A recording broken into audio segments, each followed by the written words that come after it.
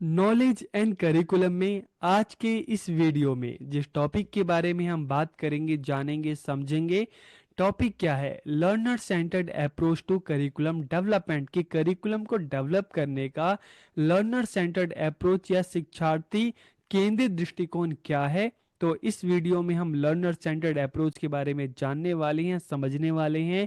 तो वीडियो को पूरा देखिए, आखिरी तक देखिए और लास्ट में कमेंट करके जरूर बताइएगा कि वीडियो आपको कैसी लगी। तो वीडियो को हम शुरू करते हैं। आज का हमारा टॉपिक है learner centred approach to curriculum development की पाठचर्या विकास के लिए शिक्षार्थी केंद्रित दृष्टिकोण। तो देखिए, जब हम लर्नर सेंटर्ड अप्रोच की बात करते हैं ना, इससे पहले की वीडियो में हमने सब्जेक्ट सेंटर्ड अप्रोच के बारे में बात की थी, जहाँ पर मुख्य स्थान करिकुलम डेवलपमेंट की जब हम बात करते हैं तो सब्जेक्ट सेंटर्ड में ज़्यादा फोकस किस पर किया गया था? सब्जेक्ट पर। लेकिन जब हम लर्नर सेंटर्ड की बात करते हैं तो in this approach more importance is given to the learner than the subject. की इस दृष्टिकोण में विषय की अपेक्षा शिक्षार्थी को, विद्यार्थी को ज़्यादा महत्व दिया जाता है। It focuses on student need, interest and abilities. की जब करिकुलम को बनाया जाता है तो इसमें जो स्टूडेंट है, लर्नर्स हैं, उनकी जो नीड है, उनकी जो इंटरेस्ट है, उनकी जो एबिलिटीज है, उसको ध्यान में रखकर ही करिकुलम को तैयार किया जाता है। मेथड्स बताए जाते हैं, एक्टिविटीज तैयार की जाती है और टीचर्स को उनको फॉलो करना होता है। It prioritize learning experience that are engaging and relevant to each student. की यह ऐसे शिक्षण अनुभवों को प्राथमिकता देता है जो विद्यार्थियों के लिए आकर्षित हो, आकर्षक हो और प्रासंगिक हो। तो इसलिए जब स्टूडेंट को फोकस करके, स्टूडेंट को केंद्र बिंदु बनाकर जब करिकुलम को तैयार किया जाता है, पूरा एजुकेशन सिस्टम बच्चे के इर्द गिर्द होता है और सबका मुख्य फोकस होता है कि बच्चा सही से सीख सके, सही से जान सके और बच्चा खुद के एफर्ट से लर्निंग कर सके। तो इस तरह के अप्रोच को हम कहते हैं लर्नर सेंटर्ड अप्रोच, जहाँ पर मुख्य स्थान किसका होता है? बच्चे का होता है। इसमें विद्यार्थी की सक्रिय भागीदारी और व्यक्तिगत विकास को बढ़ावा दिया जाता है। It promotes active student participation and personal development. तो जब हम लर्नर सेंटर्ड अप्रोच की बात करते हैं ना, तो यहाँ पर सीखने की जो रिस्पॉन्सिबिलिटी होती है, किसकी होती है? बच्चे की खुद की होती है। टीचर का काम सिर्फ बच्चे की सीखने में हेल्प करना होता है। तो ये इसलिए जब लर्निंग की जो रिस्पॉन्सिबिलिटी बच्चे की खुद की है तो एक्टिव पार्टिसिपेशन किसका होगा? बच्चों का होगा। तो यहाँ पर स्टूडेंट के एक्टिव पार्टिसिपेशन और पर्सनल डेवलपमेंट पे ज़्यादा जोर दिया जाता है। टीचिंग लर्निंग जब हम प्रोसेस की बात करते हैं तो उसमें स्टूडेंट की इंगेजमेंट काफ़ी होती है और बच्चा अपने एफर्ट से, अपने एक्सपीरियंस से चीज़ों को खुद से कर कर सीखता है और टीचर क्या करता है? बच्चों की सीखने में हेल्प करता है। Teachers should provide students with opportunity to explore nature and learn on their own pace। की शिक्षकों को विद्यार्थियों की प्रकृति का अन्वेषण करने और स्वयं सीखने का अवसर प्रदान करना चाहिए। तो देखिए, जब हम लर्नर सेंटर्ड अप्रोच की बात करते हैं ना, तो यहाँ पर टीचर का काम बच्चों को सिखाना नहीं है, बल्कि बच्चों को इस तरह की अपॉर्चुनिटी देना, इस तरह की फ्रीडम देना, इस तरह की प्रोजेक्ट देना, इस तरह के असाइनमेंट देना, ताकि बच्चा खुद से करे, खुद से चीज़ों को सीखे। तो यहाँ पर लर्निंग की जो रिस्पॉन्सिबिलिटी है बच्चे की खुद की है। लर्निंग किसका काम है? बच्चे का खुद का है। टीचर का काम सिर्फ हेल्प करना है, सिखाना नहीं है। सीखना बच्चे के खुद का काम है। बच्चा अपने खुद के एफर्ट से करके सीखेगा। लर्निंग बाय डूइंग या लर्निंग थ्रू एक्सपीरियंस। तो एग्जाम्पल के लिए अगर हम बात करें कि अगर मान लो आप जियोग्राफी के टीचर हो और आप बच्चों को जियोग्राफी में आप अगर उनको मैप के बारे में पढ़ा रहे हो, तो हम सब्जेक्ट सेंटर्ड अप्रोच की बात करें तो क्लास में जाओगे, आप मैप बनाओगे और मैप के बारे में आप बच्चों को बताओगे। लेकिन जब हम लर्नर सेंटर्ड अप्रोच की बात करते हैं तो यहाँ पर आप किस तरह से बच्चों को मैप के बारे में सिखा सकते हो? तो भूगोल पढ़ाने के लिए विद्यार्थियों को मानचित्र कार्य सिखाने और प्रदेशों के रेखा चित्र बनाने के लिए क्षेत्र बनाने पर ले जाना चाहिए। मान लो एग्जाम्पल के लिए कि आप जिस स्कूल में आप बच्चों को पढ़ा रहे हो, ठीक है, तो स्कूल के आसपास की जगह आप बच्चों को विजिट कराओ और विजिट कराने के बाद क्लास में वापस बच्चे आएंगे और आप बच्चों से कहो कि अच्छा चलो, अब आपने जो स्कूल के आसपास का जो एरिया है आप उसका एक मैप बनाओ। आपने क्या क्या चीज़ें देखा, किस जगह पे कौन सी दुकान है, स्कूल किधर है, जो रोड है उसका, तो आप खुद से आप सोचो और आप एक मैप बनाओ। ठीक है, तो यहाँ पर क्या होगा कि बच्चा खुद से एक्सपीरियंस करेगा और मैप बनाने की खुद से कोशिश करेगा और उसके बाद बच्चा बनाता है, दिखाता है, उसके बाद उस विषय पर क्लास में डिस्कशन हो सकता है, बच्चों के साथ बातचीत हो सकती है। तो इस तरह से जब लर्नर सेंटर्ड अप्रोच की बात करते हैं तो यहाँ पर सीखना जिम्मेदारी बच्चे की खुद की है, टीचर का काम सिर्फ उसको उसकी हेल्प करना, उसको एक तरह से गाइड करना है। अब हम बात करते हैं principles of learner centred curriculum की, शिक्षार्थी केंद्रित पाठचर्या के क्या सिद्धांत है। तो देखिए सबसे पहले अगर हम बात करें स्टूडेंट सेंटर्ड, शिक्षार्थी केंद्रित है, जहाँ पर बच्चों को केंद्र बिंदु में मानकर, बच्चे की समस्याओं को ध्यान में रखकर, बच्चे के इंटरेस्ट को ध्यान में रखकर, बच्चे की नीड को ध्यान में रखकर करिकुलम तैयार किया जाता है, करिकुलम की एक्टिविटीज़ जो है उसमें तैयार की जाती है। जैसे एग्जाम्पल के लिए 2005 में जब NCF 2005 आया था तो वो चाइल्ड सेंटर्ड था। उसके बाद जो NCERT की बुक आई, तो आप कोई भी NCERT की आप बुक जो है उसको उठाकर आप देखेंगे तो आप देखेंगे सबसे पहले कुछ एक्टिविटीज होती है, कोई कुछ ना कुछ स्टोरी बताई गई होती है, कुछ ना कुछ एक्टिविटीज होती है।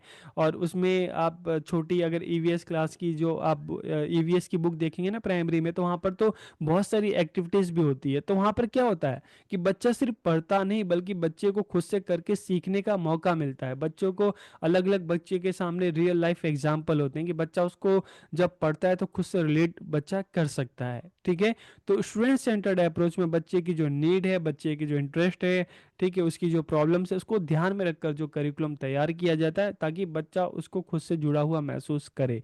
तो यहाँ पर स्टूडेंट सेंटर्ड जब हम कहते हैं ना, तो यहाँ पर जो एक्टिव रोल होगा, जो प्राइमरी रोल होगा वो बच्चे का होगा। बच्चा खुद के एफर्ट से बच्चा खुद से करेगा, सीखेगा। तो इसलिए यहाँ पर एक्टिव लर्निंग होगी, बच्चे का जो पार्टिसिपेशन होगा एक्टिव पार्टिसिपेशन होगा।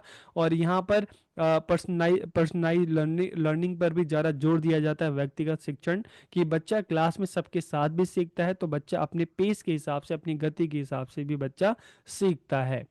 टीचर एज फैसिलिटेटर, की यहाँ पर टीचर का रोल एक गाइड का होता है, एक फैसिलिटेटर का होता है। टीचर का काम होता है कि बच्चे की सिर्फ हेल्प करना, उसको गाइड करना, बच्चे के सामने रिसोर्सेस जो है प्रोवाइड करना, बच्चों को डायरेक्शन देना, बाकी सीखना बच्चे का खुद का काम होता है। और यहाँ पर सिर्फ बुकिश नॉलेज पर ज़्यादा फोकस नहीं किया जाता बल्कि स्किल एंड एबिलिटीज़ पर ज़्यादा फोकस किया जाता है, ताकि बच्चा खुद से चीज़ों को करे, खुद से सीखे, उसकी स्किल डेवलप हो, उसकी जो एबिलिटीज़ है वो डेवलप हो।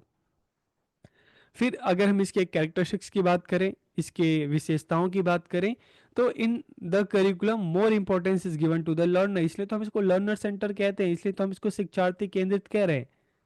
The learner's ability, interest, aptitude and intelligence are taken into consideration, की शिक्षार्थी की जो योग्यता है, रुचि है, अभिरुचि है, बुद्धिमत्ता है, उसको ध्यान में रखकर ही इस तरह का करिकुलम है, एक्टिविटीज है, वो निर्धारित की जाती है। The learners is given opportunity to learn according to his her pace, की शिक्षार्थी को उसकी गति के अनुरूप सीखने के अवसर दिए जाते हैं, कि बच्चा ग्रुप में भी सीखता है और अपने पेस के हिसाब से भी बच्चा सीखता है, उसको इस तरह की अपॉर्चुनिटी दी जाती है। और टीचर का रोल क्या होता है, गाइड का होता है। यहाँ पर प्राइमरी रोल जो होता है बच्चे का होता है, टीचर का रोल जो होता है वो सेकेंडरी होता है। इसके अलावा it is important for the teacher to understand the child, यहाँ पर सब्जेक्ट सेंटर्ड की तरह नहीं कि टीचर को सब्जेक्ट पे ज़्यादा फोकस करना है, यहाँ पर सब्जेक्ट से ज़्यादा टीचर को फोकस किस पे करना है, बच्चों पर करना है। ठीक है, टीचर को अगर बच्चों के बारे में पता होगा, बच्चे की स्ट्रेंथ है, वीकनेस है, उसके बारे में पता होगा, तो उस हिसाब से टीचर अलग अलग मेथड्स का यूज़ कर सकता है, बच्चों को अलग अलग तरह की एक्टिविटीज दे सकता है, बच्चों को सिखा सकता है, उनको असाइनमेंट, उनको प्रोजेक्ट दे सकता है, जहाँ पर बच्चा खुद से करेगा, चीज़ों को सीखेगा। द करिकुलम इज फ्लेक्सिबल, मतलब अगर हम बात करें करिकुलम फ्लेक्सिबल जो होता है, मतलब चाइल्ड की नीड के हिसाब से उसमें चेंजेस किए जाते हैं, टाइम टू टाइम उसमें चेंजेस होते रहते हैं। और in this more importance is given to group activities, की इसमें ग्रुप एक्टिविटीज पर ज़्यादा फोकस किया जाता है। मतलब एक तरह से बच्चे की जो सोशल स्किल है उसको डेवलप करने की कोशिश की जाती है, कि ताकि बच्चे जो हैं ग्रुप में सीखें, बच्चे करें आपस में, जो भी बच्चों को एक्टिविटीज दी जाए, प्रोजेक्ट दिया जाए, बच्चा आपस में खुद से करेंगे ग्रुप में और चीज़ों को सीखेंगे, टीचर उनको गाइड करेगा। इसके अलावा बुक के साथ साथ यहाँ पर जैसे सब्जेक्ट सेंटर में बुक पर ही ज़्यादा फोकस किया जाता था, लेकिन यहाँ पे नॉलेज के लिए, अंडरस्टैंडिंग के लिए बुक के साथ साथ जो न्यूज़पेपर्स हैं, मैगजीन्स है, रेफरेंस बुक हैं, इन सभी चीज़ों पे फोकस किया जाता है। और इसका उद्देश्य क्या होता है, इसका उद्देश्य होता है बच्चों का सर्वांगीण विकास, होलिस्टिक डेवलपमेंट। और देखिए जब हम होलिस्टिक डेवलपमेंट की बात करते हैं ना, तो यहाँ पर तीन चार चीज़ों की बात की जाती है। यहाँ पर बच्चों के हेड की बात की जाती है, मतलब बच्चे का मानसिक रूप से जो बच्चा है मजबूत होगा, ठीक है, उसका मेंटल डेवलपमेंट होगा, बच्चा अच्छे से सोच सकेगा, समझ सकेगा, उसमें प्रॉब्लम सॉल्विंग, क्रिटिकल थिंकिंग, इस तरह की स्किल डेवलप होगी। बच्चा दिल से सीखेगा, मतलब जब बच्चा सीखेगा तो दिल से सीखेगा। और साथ ही साथ यहाँ पर हेड की बात की जा रही है, हार्ट की बात की जा रही है, तो हैंड, बच्चा खुद से करके चीज़ों को सीखेगा। तो यहाँ पे 3H हो गए, हार्ट, हैंड, और तीसरी बात हम कहते हैं हेड, और साथ में एक और एच आ गया, 4H क्या हो गया, हेल्थ। तो यहाँ पर बच्चों के हेल्थ का भी ध्यान रखा जाएगा, ठीक है, चाहे हम मेंटल हेल्थ की बात करें, फिजिकल हेल्थ की बात करें। तो इस तरह से 4H की बात की जाती है। The curriculum is related to the daily life of the student की, जो करिकुलम इस तरह का होगा जो बच्चे की दैनिक जीवन से संबंधित होगा। बच्चा जब पढ़ेगा सीखेगा तो बच्चा जो करिकुलम है, जो कंटेंट है, उसको अपनी लाइफ से रिलेट कर सकता है। इसलिए तो जैसे मैंने आपको बताया कि जो आप देखेंगे, जो स्कूल की जो टेक्स्ट बुक होती है, आप जियोग्राफी लेंगे, इस तरह की ईवीएस की बुक आप उठाएंगे, तो आप देखेंगे वहाँ पर स्टार्टिंग में बहुत सारी एक्टिविटीज़ होती हैं, एग्जाम्पल्स होते हैं, स्टोरीज होती हैं, जिनसे बच्चा उस पार्ट को, उस चैप्टर को खुद के लाइफ से रिलेट कर सकता है, जिससे सीखने में उसका इंटरेस्ट अपने आप आने लगता है। इसके एडवांटेज की बात करें, हम लाभ की बात करें, तो it lay more emphasis on the child's interest and on the subject matter, की यहाँ पर सब्जेक्ट से ज़्यादा बच्चों की रुचि पर ज़्यादा ध्यान दिया जाता है। और इसमें किस चीज़ पर फोकस किया जाता है, एक्टिव पार्टिसिपेशन की, बच्चों की जो एक्टिव पार्टिसिपेशन है, सक्रिय भागीदारी है, उस पर ज़्यादा फोकस किया जाता है। बच्चा एक्टिव पार्टिसिपेशन के थ्रू चीज़ों को सीखता है। और यहाँ पे लर्निंग बाय डूइंग, जब हम एक्टिव पार्टिसिपेशन की बात करते हैं ना, तो लर्निंग बाय डूइंग के बच्चा कर कर सीखता है। Children are provided maximum freedom for free expression, की बच्चों को स्वतंत्र अभिव्यक्ति के लिए अधिकतम स्वतंत्रता प्रदान की जाती है। बच्चों को पूरी अपॉर्चुनिटी दी जाती है कि बच्चा खुद से चीज़ों को करेगा, खुद से चीज़ों को एक्सप्लोर करेगा, चीज़ों को, चाहे हम इंक्वायरी मेथड की बात करें, चाहे हम प्रोजेक्ट मेथड की बात करें, तो बच्चा खुद से चीज़ों को करेगा, सीखेगा, ग्रुप में सीखेगा, इंडिविजुअल सीखेगा। The teacher is not a trainer but a guide, की शिक्षक प्रशिक्षक नहीं होते, बल्कि क्या होते हैं, गाइड होते हैं। सीखने का जो मुख्य जो रोल होता है ना, वो बच्चों का होता है, टीचर का काम सिर्फ हेल्प करना होता है।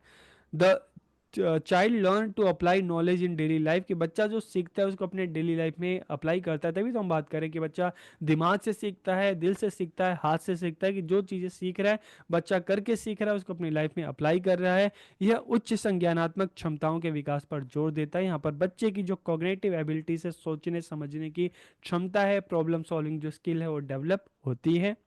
अब इसके इम्प्लीमेंटेशन की बात करें हम, कि इस तरह के लर्नर सेंटर्ड करिकुलम है जो बच्चा सीखता है, उसको किस तरह से इम्प्लीमेंट किया जा सकता है।